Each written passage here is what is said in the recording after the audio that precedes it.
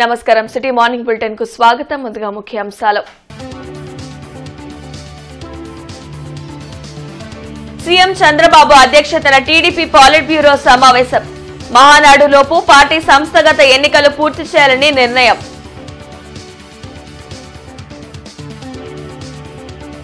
కూటమి ప్రభుత్వంలో రాష్ట్రం అన్ని విధాల అభివృద్ధి చెందుతుందన్న ఆళ్లపాటి. బీజేపీ కార్యాలయంలో గుంటూరు, కృష్ణా జిల్లాల పట్టభద్రుల ఎమ్మెల్సీ కూటమి అభ్యర్థి ఆత్మీయ సమావేశం.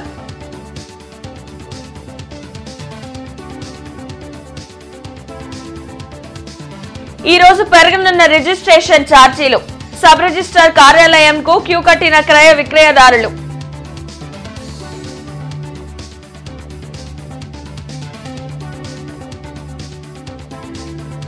ఎస్సీ వర్గీకరణ జోలికి పోతే చంద్రబాబు నష్టపోతారు.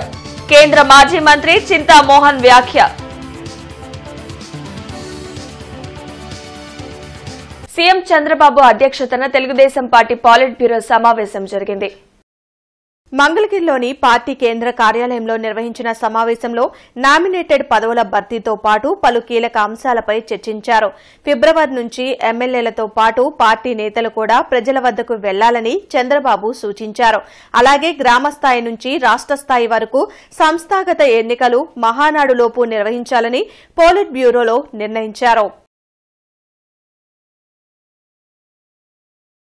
రాష్ట్రంలో సైబర్ నేరాల నియంత్రణ కోసం ప్రతి జిల్లాలో ప్రత్యేకంగా ఐటీ క్యాడర్ను సిద్దం చేశారు. ఈ సందర్భంగా రాష్ట్ర నూతన డీజీపీ హరీష్ కుమార్ గుప్తా మాట్లాడుతూ రాష్ట్ర వ్యాప్తంగా 200 మంది పోలీసులను సైబర్ కమాండోలుగా తీర్చిదిద్దుతామన్నారు. కాన్పూర్, మద్రాస్ ఐఐటీల నుండి 6 నెలల కాల వ్యవధితో కూడిన సర్టిఫికెట్ కోర్సులు వారితో చేయిస్తామని, మిగిలిన వారికి శిక్షణ ఇచ్చేందుకు వారిని ప్రధాన శిక్షకులుగా వినియోగిస్తామని, ప్రతి జిల్లాలో ఒక సైబర్ నేరాల పోలీస్ స్టేషన్ ఏర్పాటు చేస్తామని తెలిపారు.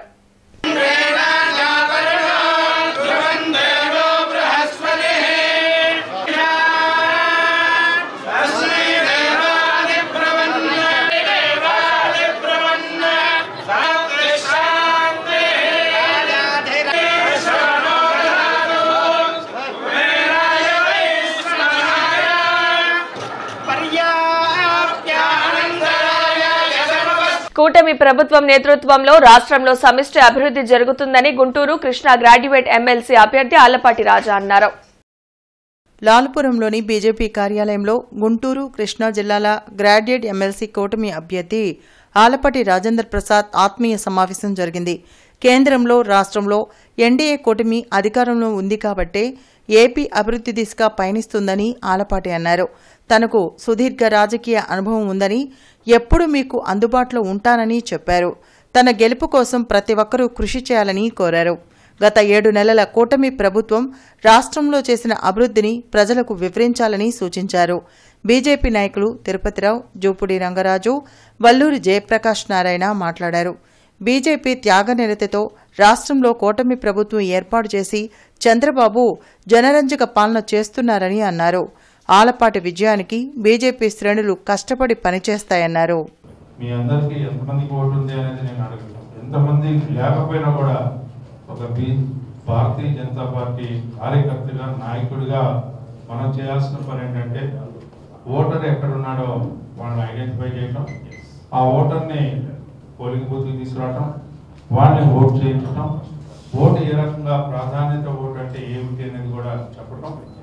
ఆళ్లపాటి రాజేంద్ర ప్రసాద్ ఎదుట ఎక్కడైతే ఖాళీ ఉంటుందో వాళ్ళు సూచించిన మేరకి అక్కడ వారిచ్చిన పెన్సిల్లో పెన్నో ఏదైతే తీసుకున్నా ఆ పెన్సిల్ని పెన్నో ఉపయోగించి ఆ పెన్తో 1 అనే ఒక స్ట్రోక్ లాగా ఉంటుంది. 1 అని దీనికి మళ్ళీ మా వాళ్ళు గుళ్ళు గిళ్ళు పెట్టారు. గుడి కూడా ఉండకూడదు అండి, ఈ గుడి కూడా ఉండకూడదు. 1 అనే గీత సంఖ్యాపరంగా మాత్రమే వేయాలి. 1 అని రాసామండి, మర్చిపోయి లేదా టిక్ పెట్టామండి, లేదా ఇవన్నీ కూడా తెలియకుండానే బాగా చదువుకున్నాడు కూడా మనం తప్పే చేస్తాం. తెలియకుండానే ఎమ్మెల్యేలు, ఎంపీలు కూడా ఒక్కోసారి రాంగ్గా చేస్తూ ఉంటారు. బట్ మనందరం కూడా గుర్తుపెట్టుకోవాల్సింది ఓటుకి తీసుకురావడం ఒకటైతే ఓటు వేయించే విధానం కూడా. ఈ రోజు నుండి రాష్ట్రంలో భూముల రిజిస్ట్రేషన్లకు సంబంధించి కొత్త మార్కెట్ విలువలు అమల్లోకి రానున్నాయి. ఆయా ప్రాంతాల్లో అభివృద్ది ప్రాతిపదికన 10 నుంచి 20% వరకు రిజిస్ట్రేషన్ ఛార్జీలు పెరగనున్నాయి. భూములతో పాటు నిర్మాణాల విలువ పెంపు కూడా అమలు కానున్నాయి. రిజిస్ట్రేషన్ విలువలు పెరుగుతుండటంతో సబ్ రిజిస్ట్రార్ కార్యాలయాల వద్ద రిజిస్ట్రేషన్ చేయించుకునేందుకు క్రయ విక్రయదారులు క్యూ కట్టారు. రిజిస్ట్రేషన్ ఛార్జీలు పెరగటం వలన సామాన్యునికి భారం పెరుగుతుందని ప్రజలు వాపోతున్నారు. ప్రాపర్టీ ఉంది, స్టాంప్ డ్యూటీ మళ్ళీ ఎన్హాన్స్ అవుతుంది కదా, ప్రాపర్టీ వాల్యూస్ అని పెంచుతున్నారు కాబట్టి అది ఎర్లీగానే ముగిద్దామనుకొని. సో రిజిస్ట్రేషన్లు అయితే బాగా ఫాస్ట్గా అవుతున్నాయి. రేపటి నుంచి వచ్చేసరికి స్టాంప్ డ్యూటీ పెరగడం వల్ల ఈ ప్రాబ్లమ్స్, ఇంత క్రౌడ్ జనరల్గా అయితే ఫ్రీగానే ఉంటుంది. గవర్నమెంట్ మారిన తర్వాత ఎప్పుడూ కూడా పాత గవర్నమెంట్ అయినా కొత్త గవర్నమెంట్ అయినా స్టాంప్ డ్యూటీలు ఎవరైనా సరే చెప్పేది ఒకటి చేసేది ఒకటి. కామన్ పీపులే కొంచెం ఇబ్బంది పడతారు. కొంచెం హై స్టేజ్ ఉన్నోళ్ళు వాళ్ళు ఎట్లయినా సరే రూపాయిది 5 రూపాయలైనా అమ్ముకుంటూ ఉంటారు కదా. ఎస్సీ వర్గీకరణపై సుప్రీంకోర్టు ఇచ్చిన తీర్పే కాదని మాజీ కేంద్ర మంత్రి చింతా మోహన్ వ్యాఖ్యానించారు. గుంటూరులో ఆయన మీడియాతో మాట్లాడారు.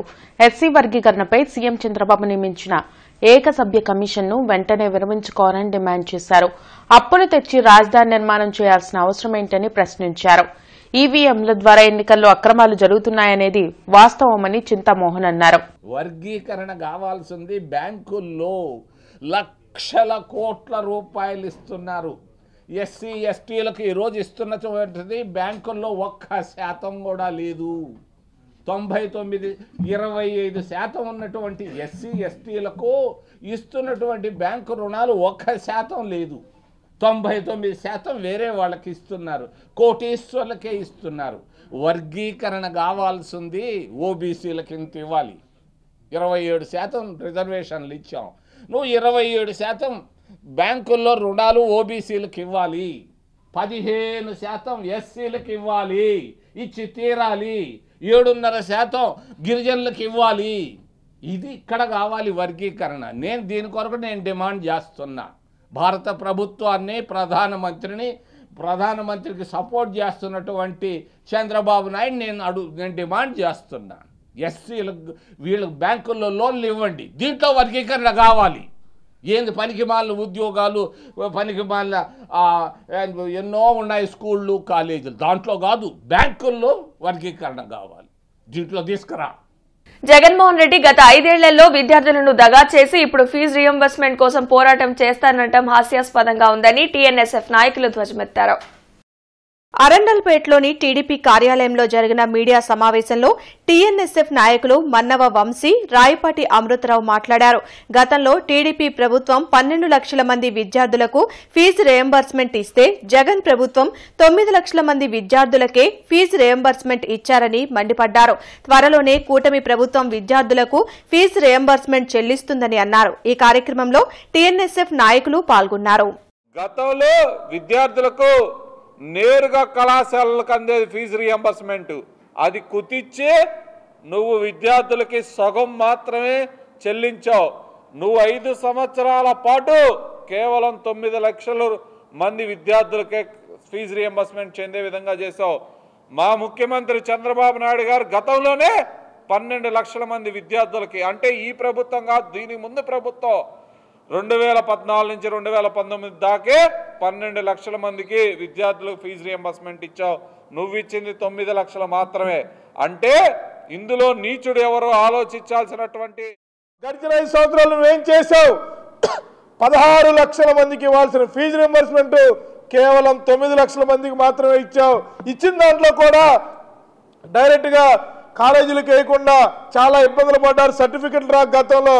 ఆ తర్వాత ఇప్పుడు చూసుకున్నట్లయితే 4,000 కోట్ల పెండింగ్ నువ్వు ఫీజు రియంబర్స్మెంట్ పెట్టి ఏదో విద్యార్థులకి ఇతను ఏదో న్యాయం చేసినట్టు, ఏదో విద్యార్థుల తరపున ఇతను ఏదో పోరాడుతున్నట్టు, ఏదో బిల్డప్ ఇవ్వటం కాదు. గతంలో విద్యార్థుల తరపున పోరాడిన విద్యార్థి నాయకులపై నువ్వు ఎన్ని కేసులు పెట్టావో ఒక్కసారి ఆలోచించుకోవాలని చెప్పి చెబుతూ. గుంటూరు నగర శివారు ఏటుకూరు వద్ద శుక్రవారం రాత్రి 2 మోటార్ బైకులు అతివేగంగా ఢీకొన్న ఘటనలో 3 యువకులు ప్రాణాలు కోల్పోయారు. చిరు వ్యాపారులు, మహిళలకు అందుబాటులో బ్యాంక్ ఉండాలనే ఉద్దేశంతో the Guntur cooperative urban bank 17వ బ్రాంచ్ ను గోరంట్లలో ఏర్పాటు చేశామని చైర్మన్ బోనబోయిన శ్రీనివాస్ యాదవ్ తెలిపారు. గోరంట్ల అన్నపూర్ణ నగర్లో the Guntur cooperative urban bank limited 17వ బ్రాంచ్ను ఎంఎస్ఐడిసి చైర్మన్ చిల్లపల్లి శ్రీనివాసరావు ప్రారంభించారు. ఈ సందర్భంగా చైర్మన్ బోనబోయిన శ్రీనివాస్ యాదవ్ మాట్లాడుతూ the Guntur cooperative urban bank 989 కోట్ల టర్నోవర్తో లాభాల బాటలో నడుస్తుందని తెలిపారు. నేషనల్ బ్యాంకులకు ధీటుగా రుణాలు మంజూరు చేస్తున్నామని పేర్కొన్నారు. ఈ కార్యక్రమంలో లిడ్ క్యాప్ చైర్మన్ పిల్లి మాణిక్యాలరావు, జనసేన జిల్లా అధ్యక్షులు గాది వెంకటేశ్వరరావు తదితరులు పాల్గొన్నారు. ఎక్కువ మంది చిన్న చిన్న వ్యాపారస్తులు, మహిళలు, అలాగే రకరకాల అందరికీ కూడా అందుబాటులో ఉండేదానికి ఇది దాదాపు 17వ బ్రాంచ్, దాదాపు 1000 కోట్ల టర్నోవర్తో ఒక అర్బన్ బ్యాంక్కి సెంట్రలైజ్డ్ గవర్నమెంట్ బ్యాంకుతో పోటీగా ఈ రోజున చేయటం నిజంగా ఉన్న చైర్మన్ శ్రీ బోనబోయిన శ్రీనివాస్ యాదవ్ గారి కృషి చాలా ఉంది. దీనికి దాదాపు 6-7 సంవత్సరాల నుంచి ఆయన చైర్మన్గా మేము చూస్తూ ఉన్నాం. పార్టీలో కూడా ఆయన అంకుట దీక్షతో ఏదైనా పట్టుకుంటే అది పెట్టి దాన్ని నిలబెట్టి సాధించే దిశగా ఆయన చేయటం ఈ యొక్క బ్యాంకులు డెవలప్మెంటే నిదర్శనం. ప్రతి ఒక్కరికి, పేదలకి, అలాగే రైతులకి, అలాగే చిన్న చిన్న మహిళలు అందరికీ కూడా, చిన్న చిన్న వ్యాపారస్తులకి అందరికీ కూడా అందుబాటులో చేయటం నిజంగా ఆనందంగా ఉంది. ఈ బ్యాంకు ఇప్పటికీ సుమారు 985 కోట్ల టర్నోవర్తో బాగా లాభాల బాటలో నడుస్తూ ఉంది. ప్రతి చిన్న కస్టమర్లందరూ, ఎవరైతే చిన్న వ్యాపారస్తులందరూ కూడా ఉపయోగకరంగా ఉండడం, అట్లాంటి ప్రాజెక్ట్ ఫైనాన్స్ కానివ్వండి, గోల్డ్ లోన్స్ కానివ్వండి, వెంటనే నేషనల్ బ్యాంక్స్కి పోటీగా ప్రాజెక్ట్ ఫైనాన్స్లో 2 వారాలు ఇవ్వటం, గోల్డ్ లోన్ అరగంటలో ఇవ్వటం, అట్లా మార్ట్గేజ్ లోన్స్ ఇవ్వటం, ప్రతి ఒక్కరికి కూడా అందుబాటులో ఉండే విధంగా. ఇక్కడ ఇళ్ల మధ్యలో ప్రత్యేకంగా కొంతమంది కోరిని మీదట అక్కడ బయటకు వెళ్ళాలంటే ఇబ్బంది అవుతుంది, గోల్డ్ పెట్టుకోవాలన్నా, లాకర్స్ కావాలన్నా, లోన్స్కి వెళ్ళాలన్నా ఇబ్బంది అవుతూ ఉందని చిన్న చిన్న వ్యాపారస్తులకి అనుకూలంగా ఉంటుందని ఈ ప్రాంతంలో బ్యాంకు ప్రారంభించాం. త్వరలో ఈ మార్చి ఎండింగ్కి మేము 1000 కోట్లు దాటాలని ఒక దీంతో మేము ముందుకు వెళ్తా ఉన్నాం. మా యొక్క స్టాఫ్ అందరూ కూడా ఆ 1000 కోట్లు దాటే విధంగా, బిజినెస్ పెంచే విధంగా కూడా కృషి చేస్తూ ఉన్నాం. దేశంలో, రాష్ట్రంలో ఎన్డీఏ అధికారంలోకి వచ్చాక మతాల మధ్య చిచ్చు పెడుతున్నారని సిపిఐ జిల్లా కార్యదర్శి జంగాల అజయ్ కుమార్ ధ్వజమెత్తారు. కొత్తపేట మల్లెలింగం భవన్లో మీడియా సమావేశం జరిగింది. కూటమి ప్రభుత్వం సూపర్ 6 అమలు చేయలేమని చేతులెత్తేశారని జిల్లా కార్యదర్శి జంగాల అజయ్ కుమార్ మండిపడ్డారు. రాష్ట్రం అప్పుల్లో ఉందని ఎన్నికల ముందు చంద్రబాబు నాయుడుకు తెలియదా అని ప్రశ్నించారు. ఎన్నికల హామీలను కూటమి ప్రభుత్వం నెరవేర్చకపోతే వైసీపీకి పట్టిన గతే పడుతుందని హెచ్చరించారు. ఈ కార్యక్రమంలో నగర కార్యదర్శి కోట మాల్యాద్రి, మందిల నాసర్జీ, జంగాల చైతన్య, కాబోతు ఈశ్వర్రావు, మేడా హనుమంతరావు, అరుణ్ కుమార్ తదితరులు పాల్గొన్నారు. ఏ ఒక్క హామీని కూడా, ఒక్క పెన్షన్లు తప్ప ఏ ఒక్క హామీని కూడా అమలు జరపకుండా తగుదునమ్మా అని ఇవాళ మాట్లాడితే మాకు గత ప్రభుత్వం అడ్డం అని చెప్పటం తప్ప మేము ఫలానా హామీని నెరవేరుస్తామని చెప్పట్ల. మీరు ఎన్నికల్లో గతంలో ఇచ్చినటువంటి హామీలు కనుక నెరవేర్చకపోతే రాబోయే రోజుల్లో గత ప్రభుత్వానికి పట్టిన గతే మీకు కూడా పడుతుందని చెప్పడానికి పెద్ద ఉదాహరణలేమి అక్కర్లా. ఈ ఒక్క ఉదాహరణ చాలు. ఎస్ఎఫ్ఐ గుంటూరు జిల్లా 49వ మహాసభలు బ్రాడీపేటలోని సిపిఎం కార్యాలయంలో జరిగాయి. ఎమ్మెల్సీ లక్ష్మణరావుతో పాటు ఎస్ఎఫ్ఐ రాష్ట్ర నాయకులు పాల్గొన్నారు. విద్యారంగ సమస్యలతో పాటు విద్యార్థులు ఎదుర్కొంటున్న సమస్యల పరిష్కారంలో ఎస్ఎఫ్ఐ ఎప్పుడు ముందుండి పోరాడుతుందని లక్ష్మణరావు అన్నారు. మన దేశం స్వాతంత్ర్యం కోసం పోరాటం జరిగినప్పుడు గాంధీ గారు కానీ, నెహ్రూ గారు కానీ, భగత్ సింగ్ కానీ, సుభాష్ చంద్రబోస్ కానీ వీళ్ళందరూ ఏం భావించారంటే స్వాతంత్ర్యం వచ్చాక అందరూ చదువుకోవచ్చు, ఎవరు కూడా చదువు మానడానికి వీలు లేదు, అందరూ స్కూల్కి వెళ్ళాలి, అందరూ కాలేజీలకు వెళ్ళాలి. సరే, రాజ్యాంగంలో కూడా దాన్ని ఏర్పాటు చేసి మొన్న జనవరి 26 నాటికి మన దేశంలో రాజ్యాంగం వచ్చి ఎన్నేళ్ళే మీకు ఇండిపెండెన్స్ డే, రిపబ్లిక్ డే ఈ 2 మాటలు విన్నారా మీరు? ఏంటి తేడా? ఇండిపెండెన్స్ డే మీకు తెలుసు, స్వాతంత్రం వచ్చిన రోజు. స్వాతంత్రం వచ్చాక మనం పరిపాలించుకోవాలి కదా, అందుకని రాజ్యాంగాన్ని రాసుకుంది. ఆ రాజ్యాంగం అమల్లోకి వచ్చిన రోజు రిపబ్లిక్. 75 ఏళ్ళు అయింది మన జనవరి 26 నాడు. ఈ రాజ్యాంగంలో కూడా రాసుకున్నాం మనం. రేపు రామరాజు ఫౌండేషన్ మరియు రామరాజు ఇన్ఫ్రా డెవలపర్స్ ఆధ్వర్యంలో పద్మశ్రీ డాక్టర్ ఈమని శంకర శాస్త్రి స్మారక పురస్కార ప్రదానం గుంటూరులో జరగనుంది. బృందావన గార్డెన్స్ వెంకటేశ్వర దేవస్థానం ఆవరణలో ఫిబ్రవరి 2న ఉదయం 8 గంటల నుండి సాయంత్రం 4 గంటల వరకు 9 మంది వీణా విద్వాంసులచే వీణా కచేరీలు జరుగుతాయని నిర్వాహకులు రామరాజు శ్రీనివాసరావు తెలిపారు. సాయంత్రం ప్రముఖ వీణా విద్వాంసులు వడలి ఫణినారాయణకు ఈమని శంకర శాస్త్రి స్మారక పురస్కార ప్రధానోత్సవం జరుగుతుందని అన్నారు. కార్యక్రమంలో రిటైర్డ్ న్యాయమూర్తి దుర్గాప్రసాద్ పాల్గొంటారని వెల్లడించారు. ఇది మేము ఫిబ్రవరి 2వ తారీఖున ఆదివారం రోజు చేయడం జరుగుతోంది. ఈ సంవత్సరం ఈమన శంకర శాస్త్రి గారి అవార్డుని విశ్వవిఖ్యాత వీణా విద్వాంసులు వడలి ఫణినారాయణ గారికి అందజేయడం జరుగుతోంది. ఈ కార్యక్రమంలో ముఖ్య అతిథిగా రిటైర్డ్ హైకోర్టు న్యాయమూర్తి శ్రీ జస్టిస్ యు దుర్గాప్రసాద్ గారు హాజరవుతున్నారు. అలానే ఈ కార్యక్రమంలో ఇంతకుముందు 2 సంవత్సరాలలో మొక్కరాల కృష్ణకుమారి గారికి డి శ్రీనివాస్ గారికి కూడా ఈ శంకర శాస్త్రి గారి పురస్కారం ఇవ్వటం జరిగింది.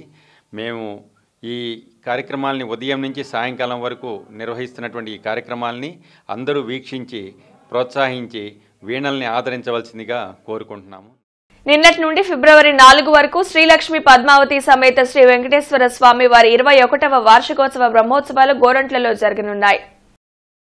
గోరంట్ల శ్రీ లక్ష్మీ పద్మావతి సమేత శ్రీ వెంకటేశ్వర స్వామివారి 21వ బ్రహ్మోత్సవాల ఆహ్వాన పత్రికను అధ్యక్షులు ఎర్రంశెట్టి వేణుగోపాల్ ఆవిష్కరించారు. అనంతరం అర్చకులు నెల్లూరి వెంకట రమణాచార్యులు మాట్లాడారు. అంకురార్పణ కార్యక్రమంతో బ్రహ్మోత్సవాలు మొదలుపెట్టామని తెలిపారు. ప్రతిరోజు విశేష పూజలు నిర్వహిస్తామని, భక్తులందరూ విచ్చేసి బ్రహ్మోత్సవాలు జయప్రదం చేయాలని కోరారు. ఈ కార్యక్రమంలో పాలకవర్గ సభ్యులు, అర్చకులు పాల్గొన్నారు. శనివారం రోజు ధ్వజ ఆరోహణ కార్యక్రమం జరుగుతుంది. అట్లానే ఆదివారం రోజు ఉదయం పూట శ్రీవారి వార్షిక కళ్యాణం జరుగుతుంది. అదే రోజు సాయంత్రం 6 గంటలకి గ్రామోత్సవం కార్యక్రమం జరుగుతున్నది. అట్లానే 3వ తారీఖు సోమవారం ఉదయం పూట పూర్ణాహుతి చక్రస్నానం జరుగుతుంది. అట్లానే 12 గంటలకి అన్నదాన కార్యక్రమం జరుగుతున్నది. అలా 4వ తారీఖు సాయంత్రం 7 గంటలకి ద్వాదశ ప్రదక్షిణాలు తో పౌళింపు సేవతో ఈ కార్యక్రమం ముగియనున్నది. అంటే 31వ తారీఖు దగ్గర నుంచి 4వ తారీఖు వరకు కార్యక్రమాలు జరుగుతాయి. అట్లానే ఈ అన్నదాన కార్యక్రమాన్ని రంగరంగ వైభవంగా నిర్వహించడానికి మన అధ్యక్షులు ఎర్రంశెట్టి వేణుగోపాల్ గారు, అరుణాచలం మాణిక్యవేలు గారు, కమిటీ సభ్యులందరూ కూడా సహకారాలతో ఈ కార్యక్రమం అంతా కూడా జరుగుతుంది. ఇప్పటికి 21 సంవత్సరం వార్షికోత్సవం జరపడం జరుగుతుంది. మా వార్షికోత్సవానికి వేలాది మంది జనం వచ్చి అన్నప్రసాదం తీసుకొని అందరం భోజనాలు చేసి వెళ్ళమని కోరుకుంటున్నాము. All India people's literary, art and cultural meet గుంటూరులో ప్రారంభమైంది.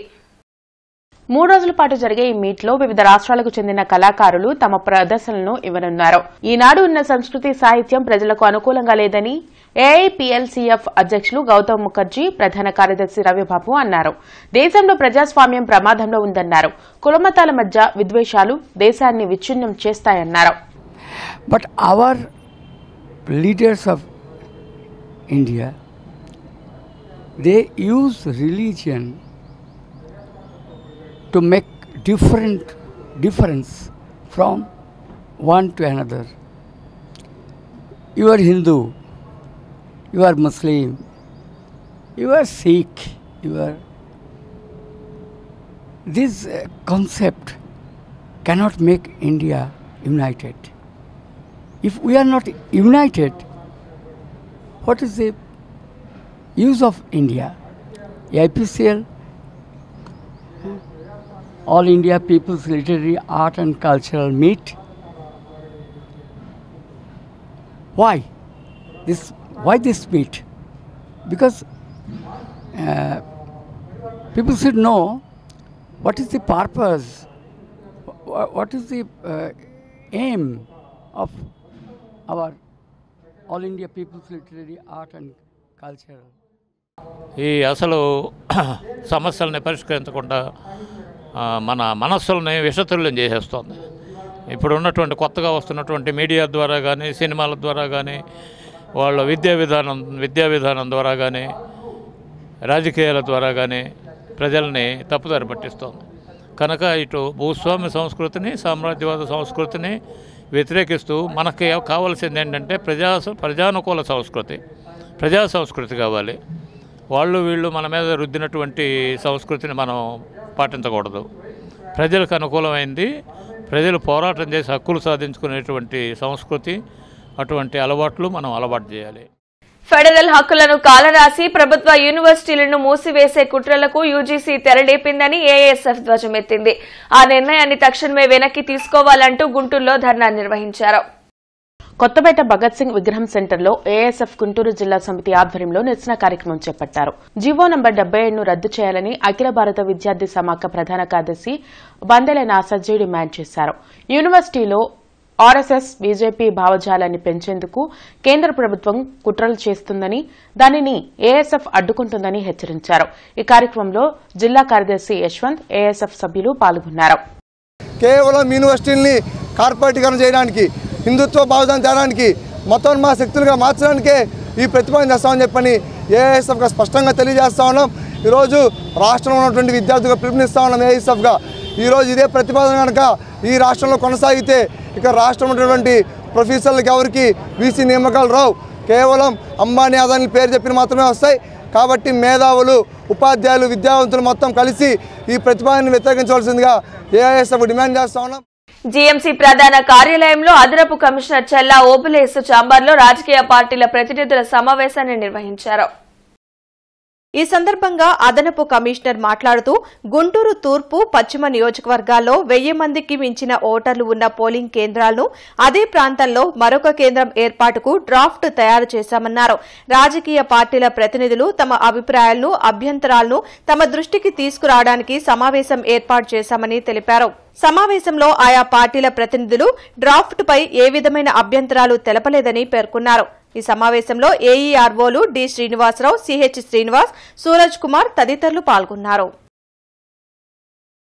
వర్సిటైల్ సర్వీసెస్ ట్రస్ట్ మరియు శ్రీకృష్ణ అకాడమీ వారి ఆధ్వర్యంలో జిల్లా పరిషత్ ఉన్నత పాఠశాల రావెల, తాడికొండ మండలం, గుంటూరు జిల్లా స్కూల్ నందు చదువుతున్న 10వ తరగతి, ఇంటర్ విద్యార్థులకు మోటివేషన్ స్పీచ్ తో పాటు ఎగ్జామినేషన్ కిట్స్ పంపిణీ చేశారు. విద్యార్థులు బాల్యంలోనే నాయకత్వ లక్షణాలను పెంపొందించుకోవాలని, తద్వారా విద్యతో పాటు జ్ఞానం పెంపొందించుకోవడం ద్వారా వారి ఉజ్వల భవిష్యత్తు బాగుంటుందని ట్రస్ట్ చైర్మన్ పాసం శ్రీకృష్ణదేవరాయ యాదవ్ అన్నారు. చదివే జ్ఞానం, చదివే ధైర్యం, చదివే లక్ష్యం, చదివే గమ్యం అని మహాకవి చెప్పినట్లుగా నేటి విద్యార్థులు చదువునందు ధ్యాస ఉంచి వారి భవిష్యత్తుకు మార్గం వేసుకునే విధంగా తగిన కార్యక్రమాలు చేపట్టాలని ట్రస్ట్ సభ్యులు పాసం సర్దార్ అభినంద్ యాదవ్ అన్నారు. ప్రముఖ మోటివేషనల్ స్పీకర్ శరత్ బాబు విద్యార్థులకు టైం మేనేజ్మెంట్, గోల్ సెట్టింగ్ మరియు పలు రకాల విషయాల గురించి అవగాహన కల్పించారు. కార్యక్రమంలో ట్రస్ట్ సభ్యులు Konanki Muralikrishna Yadav, trust volunteers Anangi Krishnateja Yadav, Saiteja, Jaswanth, school సిబ్బంది హెచ్ఎం శివకుమారి, సిహెచ్ శ్రీనివాసరావు, ప్రదీప్, కోటిరెడ్డి, శివకుమారి తదితరులు పాల్గొన్నారు. చదువుకోవడం ముఖ్యం, చదువుకోవడానికి గల దారులు ముఖ్యం. ఆ దారులు ఎతకడానికి మన మాస్టర్స్ కానివ్వండి, మన టీచర్స్ కానివ్వండి ఎంతగానో మీకు సహాయ సహకారాలు, మంచి సూచనలు అందిస్తున్నారు. ఎవరు అశ్రద్ధ చేయొద్దు. మనకి కంటెంట్ ముఖ్యం, కటౌట్ కాదు. తెలుగుదేశం పార్టీ కార్యకర్తల సంక్షేమ నిధికి జన చైతన్య శ్రేష్ఠ గ్రూప్స్ అధినేత మాదుల చైతన్య విరాళం అందించారు. 25 లక్షల రూపాయల చెక్ను మంత్రి నారా లోకేష్ కు అందజేశారు. కార్యకర్తలను అన్ని విధాలా ఆదుకుంటున్న ఏకైక పార్టీ టీడీపీ అని మాదల చైతన్య అన్నారు. నీటి నాణ్యత పరీక్షల సమాచార నిర్వహణపై అవగాహన సదస్సు ప్రతిపాడు మండల పరిషత్ కార్యాలయం నందు నిర్వహించారు. ఈ సందర్భంగా వాటర్ ఎయిడ్ గుంటూరు జిల్లా కోఆర్డినేటర్ సురేష్ మాట్లాడుతూ నీటి నాణ్యత ప్రపంచ ఆరోగ్య సంస్థ సూచించిన పరిమాణాల ప్రకారం ఉండాలన్నారు. కార్యక్రమంలో సాయి, సునీల్, సత్యవాణి, వేణు తదితరులు పాల్గొన్నారు. ఈ వార్తలతో సమాప్తం. నమస్కారం.